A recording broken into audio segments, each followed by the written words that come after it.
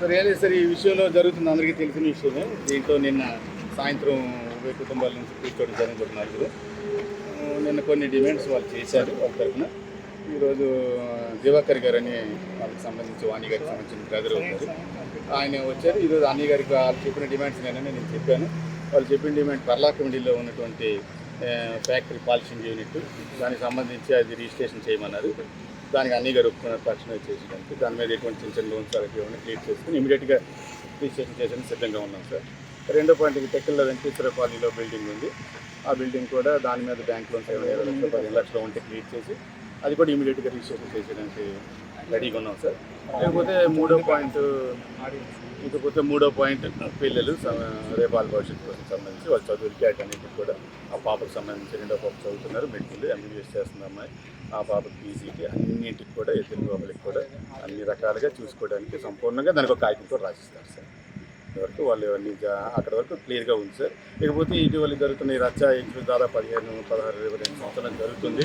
వాణి గారికి శ్రీనివాస్ గారికి మధ్య దీంట్లో మరీ మధ్యకాలంలో వీధిని ఎక్కువ ఇబ్బందికరమైంది కాబట్టి 498 డైవర్స్ పిటిషన్ పడిపోయినాయి కాబట్టి ఈ రెండింటినీ రద్దు చేయకుండా మ్యూచువల్గా చేసుకుందాం ఒక ఆలోచనతో మా దృష్టి నుంచి అది మేము చెప్పాం సార్. ఒక మ్యూచువల్ కన్సెప్ట్తో డైవర్స్ వాళ్ళకి తీసుకోవడానికి మేము చెప్పాం అతను దివాకర్ గారు కాల్పట్టి విషయం. ఇకపోతే 5th ఇది బిల్డింగ్కి సంబంధించి వారు తదనంతరం డాక్యుమెంట్ అని రాయమన్నారు.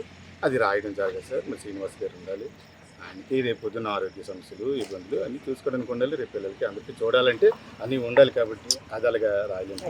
మిగతావన్నీ నాకు తెలిసి 90%, 99% వాళ్ళు చెప్పినట్టు అనుకూలంగా చేయడానికి సిద్ధంగా ఉన్నాం. మీడియా తరఫున మీకు విజ్ఞప్తి చేస్తున్నాం, రిక్వెస్ట్ చేస్తున్నాం. ఈ సమస్యను ఇక్కడి నుంచి క్లియర్ చేసి సహకరించాలిగా మీ అందరికీ సహకరించమని మీ అందరికీ వాళ్ళ వైపు నుంచి చెప్పాం సార్. నేను కూర్చున్నాం ఈరోజు నిన్న అన్నీ గారితో వాళ్ళు చెప్పిన డిమాండ్స్ అన్నీ గారితో చెప్పిన తర్వాత వాళ్ళకి చెప్పాను. వాళ్ళు వెళ్ళి మాట్లాడుకుంటున్నారు సార్. వాళ్ళు ఓకే అంటే మీ సమక్షంలో వితిన్ డేస్లో చేసేయడానికి సిద్ధం సార్. ఇమీడియట్గా నీ దగ్గర నుండి చేయించి వెళ్తాను. Thank you sir. వాళ్ళు డిమాండ్స్ పెట్టారు. ఆ డిమాండ్స్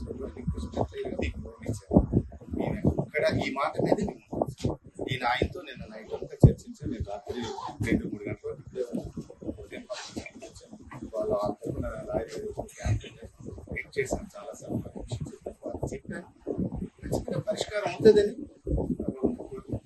సహకరించాలి. ఇది ఈ సిస్టమ్ ఇలాగే ఉంటుంది సార్. ఉన్నదానికన్నా ఎక్కువ చేయను. జనరల్గా మీరు ఒకసారి పేదవాళ్ళు అందరికీ తెలుసు. ప్రాపర్టీస్ అలాగే తెలుసు. బయటకు వచ్చిన తర్వాత